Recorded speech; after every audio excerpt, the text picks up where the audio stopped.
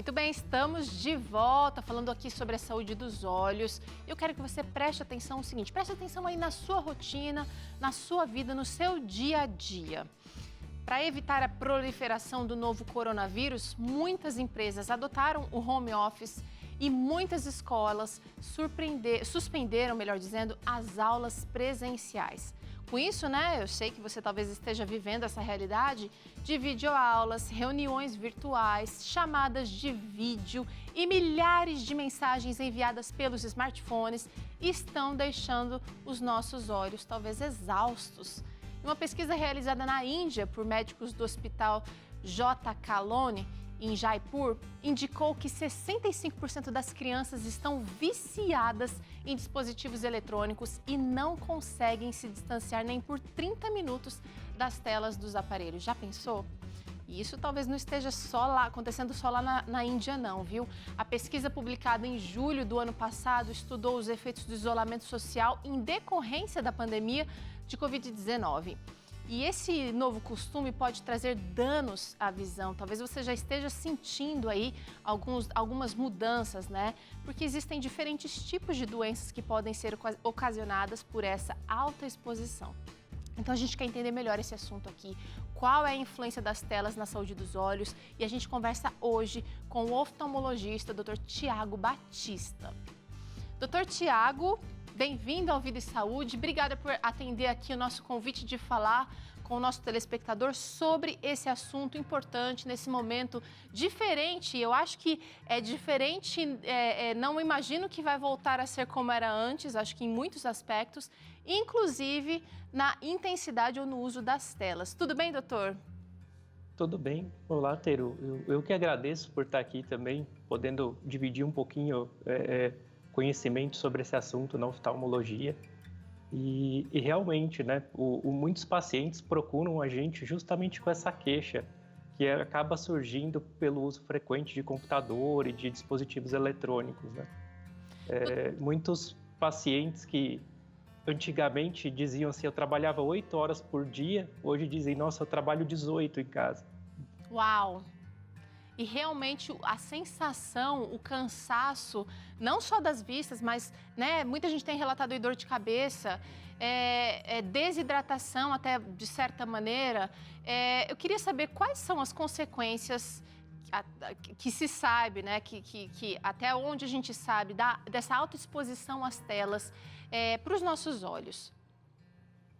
Então, hoje em dia já existe até um nome para isso, que seria a síndrome de uso de computador, que vem do inglês, mas é um conjunto ali de sintomas e sinais que a pessoa começa a ter pelo uso frequente de telas, seja de tablets, smartphones, computadores, E é uma mistura de sinais e sintomas, desde dor de cabeça, depois de horas de uso, cansaço visual, esforço para focar, embaçamento visual, olho vermelho, ressecamento ocular, ter que piscar mais vezes para conseguir focar o que está tentando enxergar, Então, é um conjunto ali de sinais e sintomas.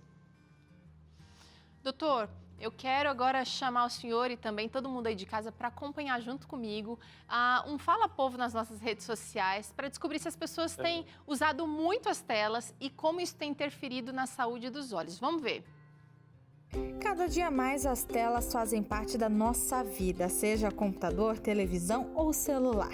Essas tecnologias estão presentes em nosso trabalho e até mesmo em nosso descanso. Já parou para pensar nisso? Por isso nós perguntamos em nossas redes sociais com que frequência as pessoas usam o computador, celular ou televisão. Olha, a Marilda Salmon nos respondeu o seguinte: todos os dias uso o computador para estudar e dar aulas remotas. A TV também uso todos os dias, pois escuto o canal gospel, pregações e assisto séries. Marilda, essa é a realidade de muita gente, mas infelizmente isso acaba deixando os nossos olhos bem cansados, Por isso precisamos cuidar. A Clemilda Jesus também vive na frente das tecnologias. Estou atenta no computador das 8 às 18 horas. Depois disso, tenho mais 3 horas de aulas durante a noite, ela comentou. Clemilda, estamos no mesmo barco, viu? Fica tranquila, mas nós temos que achar um tempinho de descanso para a mente e para os olhos, combinado? Assim como a maioria das participações, a Edivânia Monte não é diferente. Ela usa o celular e o computador diariamente. Olha só o desabafo dela. Uso muito o celular e o notebook e sinto minha visão muito cansada. Fica tranquila, Edivânia. Hoje no Vida e Saúde nós vamos trazer dicas valiosas para cuidar dos olhos. E para finalizar, a Cássia Moreira pede nossa ajuda. Ela nos conta o seguinte: meu filho estuda por meio remoto e está sentindo muita dor de cabeça, nos olhos e cansaço na vista. Ele estuda das 14 às 20 horas. O que devo fazer? Calma, Cássia, vai dar tudo certo, viu? Além das dicas do oftalmologista que nós vamos ter hoje no programa, você também pode levar o seu filho para o especialista, porque com certeza vai ajudar muito. É isso aí, olha, nossa conversa aqui vai ser bacana a partir de agora, ainda mais, mas nada substitui a ida ao especialista. Eu quero perguntar aqui para o doutor Tiago, o que seria a fadiga visual, doutor? Olha, a fadiga visual, a gente tem até um nome técnico para isso que a gente chama de astenopia, que seria o olho, ele tem um sistema todo desenvolvido para focar para perto, né?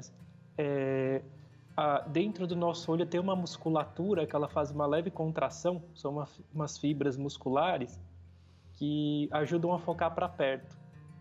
E, além disso, tem uma leve movimentação dos olhos, uma leve convergência dos olhos que também auxilia no foco para perto. Essa contração é justamente aquela contração que começa a se perder após os 40 anos, né? Quando começa a presbiopia, que é outro problema. Então... Eu queria saber se isso tem a ver com aquele ajuste de foco, de perto e de longe. Sim, né? O nosso olho, originalmente, ele é feito para enxergar para longe. E quando a gente traz alguma coisa para o foco mais próximo, tem justamente a contração dessa musculatura dentro do olho, que ele consegue aproximar a imagem, fazer o foco para perto. E o olho faz essa leve convergência. A musculatura ao redor dos olhos se esforça um pouquinho para convergir, os olhos ficam um pouquinho mais voltados para dentro, né? É por isso que depois dos 40 a gente acaba espremendo até o olho assim para tentar ter um ganho nesse ajuste, né, doutor? E a gente começa mesmo depois dos 40 a perder essa capacidade do foco para perto e chega um momento que não enxerga mais mesmo, né? Doutor, eu queria saber o seguinte: quais são os efeitos da leitura prolongada, por exemplo? Porque muitas crianças estão estudando pelo computador, pelo celular, pelo tablet, e muitos adultos também têm feito o seu trabalho a partir das telas, né? Qual é o efeito da leitura prolongada, tanto para o material físico, o papel, quanto para as telas? Assim, a leitura para perto ali, né, usar o foco de perto em qualquer dispositivo ou livro, a gente vai ter um esforço um pouquinho maior, né, se a pessoa fica muitas horas seguidas, justamente dessa musculatura e do alinhamento dos olhos, né? Além disso, a gente começa a ter umas alterações na superfície ocular e a gente acaba expondo mais os olhos, a gente pisca menos. Até tem estudos que mostram que a gente diminui muito a frequência do piscar quando a gente está atento a alguma coisa ou a telas, né? E isso vai se repetindo ao longo de dias, de semanas, e você vai tendo ainda um esforço cada vez maior e um cansaço visual e uma irritação da superfície ocular. E daí, nos eletrônicos, adiciona também a questão da luz, que é uma outra coisa que pode ali levar a lesões tanto de superfície ocular quanto até de retina. Interessante a gente pensar, então, não só a atenção muito focada. Eu estou pensando aqui que as crianças realmente têm essa dificuldade quando estão, por exemplo, assistindo um filme ou muito mais assim, interessadas, envolvidas com o assunto da tela, porque realmente depois de assistir, elas podem reclamar de, nossa, meu olhinho está ardendo. E é justamente sobre isso também que eu queria entender, porque A gente que é maior e até as crianças maiores, elas conseguem relatar, olha, estou sentindo isso, isso e aquilo. Mas e as crianças que não conseguem, talvez, expressar com sintomas, né? Como é que a gente pode ter indícios de que essas crianças estão já caminhando, né, para uma fadiga visual ou, de repente, já caminhando para prejuízos mesmo, doutor?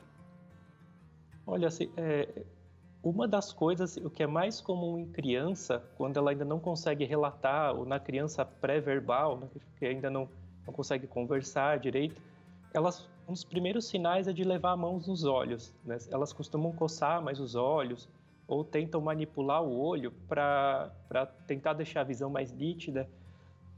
Alterações ali também na mímica, né, da face, a criança começar a apertar os olhos, ou querer começar a se distanciar dos objetos de uma forma normal, ou se aproximar muito dos objetos de uma forma mais anormal para enxergar, né? E a outra questão, que também é até um objeto hoje em dia de muito estudo, até de saúde populacional mesmo, né?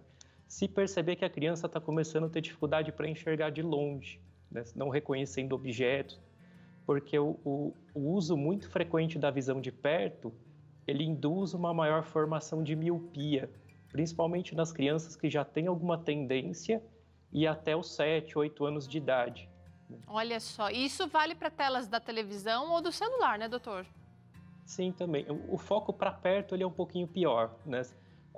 Já a televisão, que tem o foco um pouco mais distante, geralmente, ela vai mais afetar a questão da inflamação da superfície ocular, ressecamento, né? Ou exposição muito grande à luz, mas a questão de foco para perto daí vai ser mais nos aparelhos, celulares e tablets, né? Agora é o seguinte, doutor, a gente tem também um outro agravante dessa situação que a gente está vivendo, que seriam doenças que já talvez seriam uma ameaça, mas que talvez tenham seus sintomas confundidos com esse momento que a gente está vivendo, né? Ou seja, pode mascarar ou não? Sim, o mais comum é mascarar as ametropias, que são os graus, né? Muita gente às vezes está tendo muito desconforto e a pessoa nem sabe que tem grau, por exemplo, né? Tá. Todos esses sintomas que eu já falei até agora, todas as alterações que podem ser causadas pelo uso de computador, celular, televisão em excesso, elas vão ser muito piores na pessoa que já tem grau, né? Então seria a primeira coisa a ser mascarada, né? Agora é o seguinte, para isso, para evitar que o problema realmente fique pior, porque tem problemas que realmente se tornam irreversíveis. Para isso, a gente precisa continuar visitando o oftalmologista, né, doutor? De quanto em quanto tempo é a recomendação e a partir de que faixa etária a gente precisa reforçar essa visita ao médico? Fala um pouquinho disso para a gente. Isso desde o berçário, né? Geralmente a criança ela já faz o teste do olhinho, que detecta algumas doenças, né? E recomenda-se já que no início do desenvolvimento da criança já se faça visitas ao oftalmologista dentro do primeiro ano de idade e depois anualmente. Isso se tiver tudo bem, né? À medida que se encontra alguma alteração, daí o próprio oftalmologista ou especialista ele vai indicar o período de retorno, o tratamento correto. Muito bom, realmente, então essa visita é necessária, dá um jeitinho, conversa com a gente de saúde aí da sua região para que você consiga fazer esse agendamento anual, pelo menos aí para as crianças. E você que é mais velho, de repente perto dos 40, esse reforço também é válido para você. Agora é o seguinte, existem dicas bastante práticas que o senhor quer dar para a gente agora, doutor, sobre como cuidar da saúde dos olhos, especialmente nesse momento que a gente está bastante intensamente na frente de telas. Piscar bastante ajuda na hidratação ou, de repente, na prevenção da desidratação, eu diria assim? Isso. Como eu disse, quando a gente está atento a qualquer coisa, a frequência do nosso piscar cai bastante, né? Tá. Isso há muito tempo é estudado já, né? E a gente se prestar atenção nesse aspecto, de vez em quando forçar ali o piscar, isso acaba lubrificando mais o olho e evita que, se você for pensar ali o dia todo a pessoa no computador, ela diminuir a frequência do piscar, 30 minutos, 1 hora não faz tanta diferença, mas o dia todo, a própria superfície ocular começa a ter um ressecamento maior e vai causando uma inflamação, que depois vai virando uma bola de neve. Dia após dia, o olho vai ficando mais irritado mesmo. E, doutor, como um adicional aqui, vale aqueles colírios para lubrificação sem nenhum medicamento? Sim, eles são bastante úteis, principalmente naquela pessoa que tem que ficar mesmo mais exposta a telas, no computador ou lendo muito, né? Tá. Isso mesmo piscando, se a pessoa ainda tem alguma queixa, ela pode se usar sim. Mas sempre é bom procurar o oftalmologista, porque até entre os lubrificantes existem diferenças. Tá. Alguns lubrificantes são melhores para alguns casos. Legal, então vamos com a ajuda do especialista. Olha essa daqui, ó. Adequar o brilho e o contraste da tela, se possível utilizando o modo noturno. Essa é uma coisa legal que talvez muitos que estejam assistindo a gente, doutor, não consigam fazer, vai ter que pedir ajuda aí do neto, do filho, para ir lá nos ajustes e modificar isso aqui. Agora é o seguinte, quando a gente faz essa modificação, parece que a gente tem mais dificuldade de enxergar ali a tela no primeiro momento. Depois o olho ajusta a essa claridade um pouquinho menor? O olho ele acaba se acostumando, sim. E esses ajustes eles têm melhorado muito nos aparelhos mais modernos, né? Isso, mesmo os aparelhos mais simples hoje em dia, eles já conseguem ter um ajuste um pouquinho melhor de brilho, de visão noturna, até de controle de luz azul, que depois eu vou comentar até um pouco mais. Ô, doutor, então, vale a pena, sim. Tá, o senhor acha válido usar esse modo noturno, inclusive durante o dia? Olha, desde que não prejudique ali o desempenho, né? Se a pessoa vê que não está dificultando para ela ler, não tem nenhum problema, a pessoa ela pode usar sim. Legal, legal. Vamos falar desse outro cuidado aqui, ó. Reduza o reflexo usando um vidro anti-reflexo ou então aquele protetor de tela fosco. E eu tô pensando aqui, antigamente a gente via isso só no computador, né? Que era uma telinha assim que sobrepunha. Eu não sei se isso tá valendo ainda. Mas hoje a gente vê para o celular também, né? Tela fosca. Então, você diminuir a exposição, a emissão da luz que sai das telas e chega no olho, é importante que vai causar menos irritação, tanto na superfície ocular, quanto também na retina, né, no fundo do olho. Que seria ali uma das regiões mais sensíveis do nosso olho, né, que é que capta a imagem. E hoje em dia também tem a opção, além das telas externas, os próprios aparelhos eles têm alguns filtros, né? Nos computadores e celulares, você já consegue ter um tal de controle de luz azul ou filtro de luz azul. Hoje existem já óculos que você consegue colocar esse tipo de filtro. Em qualquer óptica que você for hoje em dia, com uma prescrição de óculos, você consegue adicionar esses filtros de luz azul no óculos também. E são tipos de luzes que são emitidas por telas que ainda não tem nada provado, mas tudo está se levando a crer que a longo prazo pode prejudicar a retina e a superfície ocular. Muito interessante. Vamos cuidar, gente, já que a gente não tem dado suficiente, não vamos pagar para ver.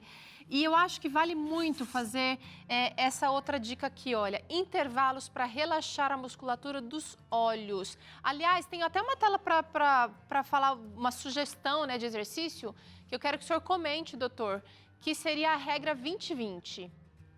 Isso, essa regra, né, que foi derivada do inglês, né, que era o 20-20-20, ela fala para a pessoa ali a cada 20 minutos de foco, de visão de perto, né, de trabalho ali no computador ou qualquer outro dispositivo, ela pare e foque para longe, 6 metros, né, que seria o 20 pés também, no inglês, né, e fique 20 segundos focando para perto.